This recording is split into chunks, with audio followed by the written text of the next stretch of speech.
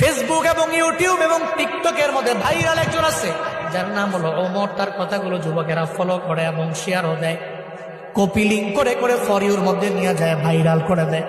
আমি গতকালকে তার একটা ভিডিও দেখলাম, তার মায়ের মানে সে কেমন এটা আমি জানি না, তবে এই ভিডিও দেখার পরে আমি দেখলাম যে মা পাগল ছেলেটা চোখের পানি ফেলায় মায়ের জন্য কান্দে। নেপালের পাহাড়ের সামনে দাঁড়াইয়া বলতেছে, আমার মা দুনিয়ার মধ্যে আমার সবচেয়ে বড় আপন। আমার মায়ের বিরুদ্ধে কথা বললে আমি কোনো আইনও মানি না, কাউরে আমি চিনি না, কারণ মায়ের মতো আপন আমার দুনিয়ার মধ্যে কেউ হতে পারে না। সে বলতে লাগলো, যখন আমার বাবা নাই, আমার মা ছাড়াই পৃথিবীতে আমার আপন যখন কেউ নাই, আমার মায়ের গার্মেন্টসে চাকরি করে করে করে করে কোনো রকম জিন্দেগি চালাইয়া আমারে ফালাইয়া যায় নাই, বরং পরিশ্রম করে করে আমার মা স্কুলের মধ্যে আমারে পড়াইলো। আজকে আমি অনেক মশহুর হয়ে গেলাম, প্রসিদ্ধ হয়ে গেলাম, সবাই আমারে চিনে, তবে আমি মায়েরে ভুলতে পারি না।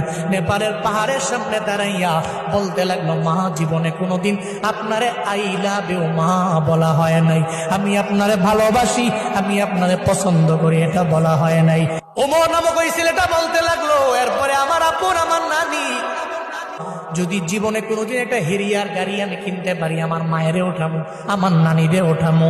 যুবকেরা, তোমরা অন্যান্য বিষয়গুলো টিকটক দেখা দেখে অন্যজনরে ফলো করো, তবে এটা কেন ফলো করো?